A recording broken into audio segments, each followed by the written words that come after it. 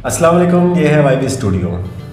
जिस तरह के व्यूवर्स पाकिस्तान के हालात बनते जा रहे हैं, जिस तरह महंगाई, जिस तरह गुर्बत, जिस तरह बेरोज़गारी असर होती जा रही है, तो हर कोई परेशान है।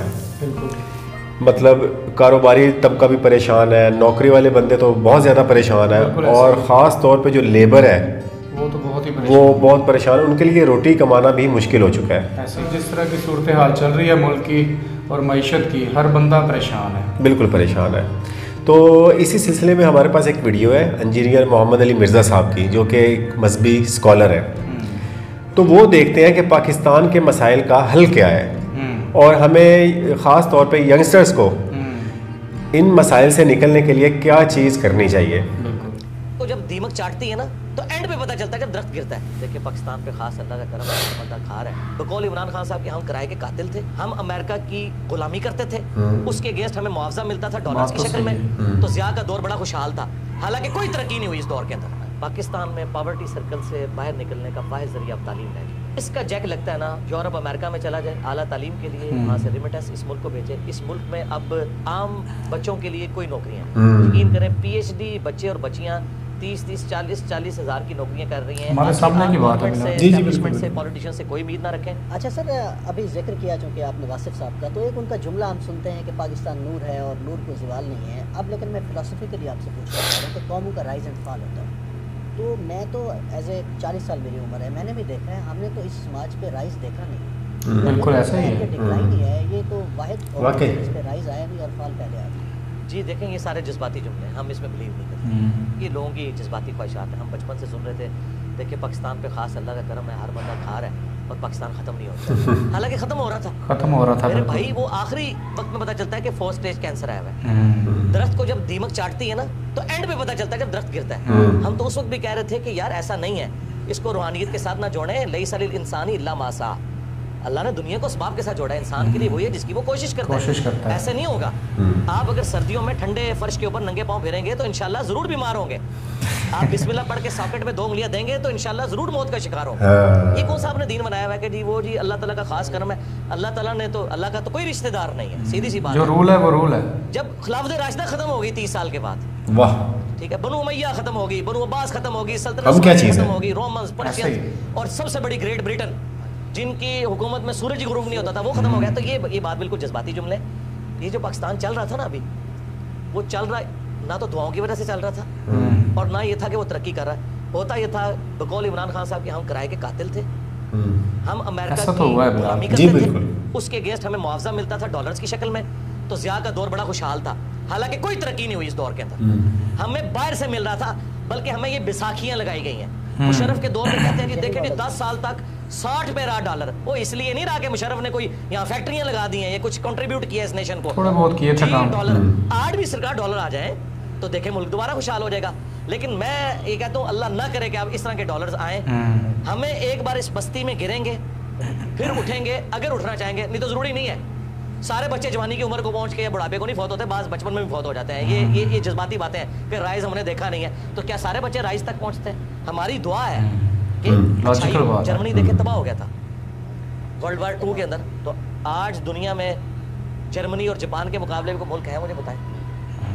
देख लें, वहाँ पे फौजी उस लेवल की नहीं है, फिर भी लोग रात को बड़े आराम से सोते हैं। बस आखिरी सवाल है सर, नौजवान जो हैं इस मुल्क के वही वारिस हैं और वही तादाद में सबसे ज़्यादा, ये सुनने वाली बात है। मुखातिब करके सियासत, मईशत, माशरत सब तबाह है, तो हमारा मुखातिब तो वही है, वही कुछ कर सकते हैं। कोई शक नहीं, सही बात है। मैं रिक्वेस्ट करूँगा कि आप लोग जो है ना अपनी तालीम के ऊपर तवज्जो दें। पाकिस्तान में पॉवर्टी सर्कल से बाहर निकलने का वाहिद जरिया अब तालीम है। जिसका जैक लगता है ना, यूरोप अमेरिका में चला जाए आला तालीम के लिए, वहाँ से रिमिटेंस इस मुल्क को भेजे। इस मुल्क में अब आम बच्चों के लिए कोई नौकरियाँ नहीं, यकीन करें PhD हमारी आंखों के सामने 30-40 हज़ार की नौकरियाँ कर रही हैं डाटा एंट्री ऑपरेटर के तौर पे। और इतना दुख होता है जिसके पास रिसोर्सेज हैं, जिसे स्कॉलरशिप मिलता है, मुल्क से निकले और यहाँ पे रिमिटेंस भेजें। मैं ये नहीं कह रहा कि आप मुल्क ही छोड़ दें, यहाँ पे अपने रिमिटेंस भेजें, इसमें सपोर्ट करें, किरदार अदा करें। और ये कोई ऐप वाली बात नहीं है।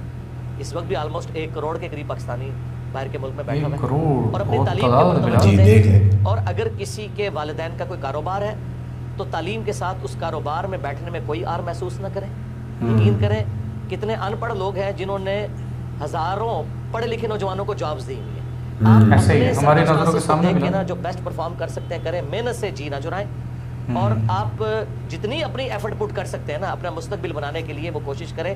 باقی آپ گورنمنٹ سے، اسٹیبلشمنٹ سے، پولیٹیشین سے کوئی امید نہ رکھیں.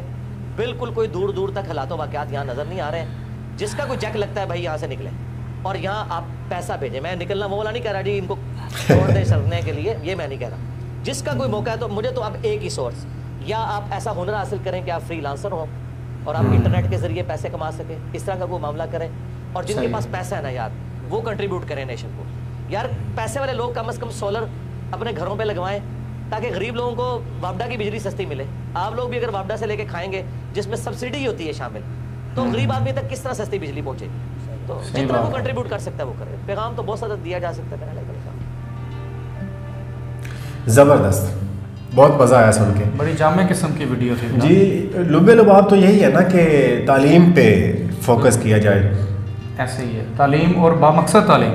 جی بامقصد تعلیم. اور دیکھیں یاسر، جیسے انجینئر صاحب نے کہا کہ 30-30 40-40 ہزار کی نوکریاں لوگ کر رہے ہیں. میں نے تو یہ بھی سین دیکھا ہوا ہے کہ ایک پی این کے لیے، چپڑاسی کے لیے ایم اے پاس لڑکے دیتے ہیں بالکل اپلیکیشن. ہماری نظروں کے سامنے ہے. بعض لوگ ہمارے بھی ڈپارٹمنٹ میں آتے ہیں سی ویز لے کے، یہ تو کہہ رہے ہیں 30-30 40-40 ہزار پی ایچ ڈی لوگوں کو جاب مل گئی ہے.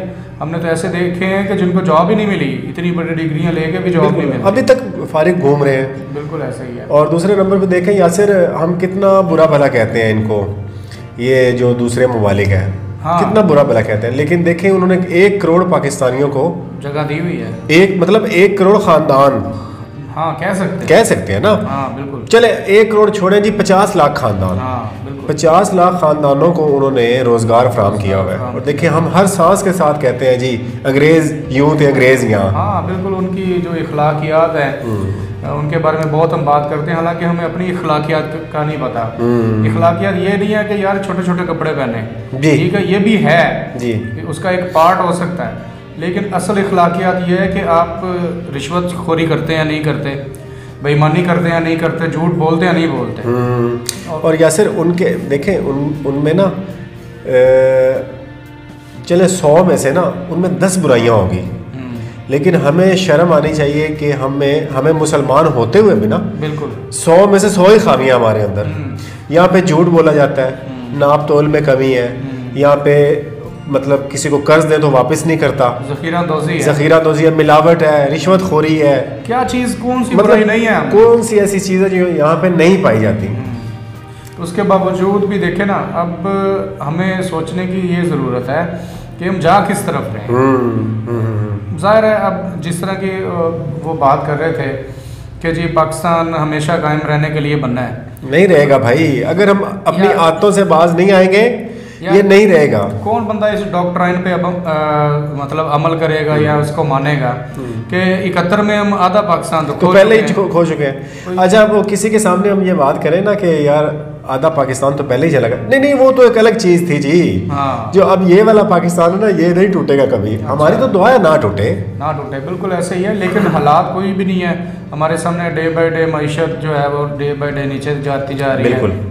ابھی میں نے سنا ہے کہ وزیر خزانہ صاحب نے کہا ہے کہ جی اس ماہ کی سیلریز گورنمنٹ سرونٹ کو نہیں ملیں گی. اچھا. ہاں تو یار یہ دیکھیں نا کتنی عجیب و غریب. اگر فرض کریں یہ افواہ بھی ہے تو یار ملک کے حالات اس نہج پہ کیوں پہنچے ہیں کہ ایسی افواہیں بھی کیوں گردش کریں. جی بالکل ایسا ہی ہے. اور جیسے پھر انجینئر صاحب نے پیغام دیا ہے کہ یار تعلیم پہ فوکس کریں. بالکل. تعلیم حاصل کریں، باہر جائیں، باہر جا کے کام کریں، روزگار کمائیں، اپنے گھروں کو پیسے بھیجیں. یہی صورت ہے اس ملک کو بحران سے بچانے کی. سب سے پہلے تو تعلیم پہ فوکس کریں، ٹھیک ہے. اور جو بیچارے غریب لوگ ہیں ان کو سپورٹ کریں، جو جتنے بھی مالدار لوگ ہیں غریبوں کو سپورٹ کریں. اور ہماری دعا ہے کہ پاکستان دوبارہ اپنے پاؤں پہ کھڑا ہو. ٹھیک ہے جی. یہ تھی آج کی ویڈیو دیکھنے کا بہت شکریہ. اللہ حافظ.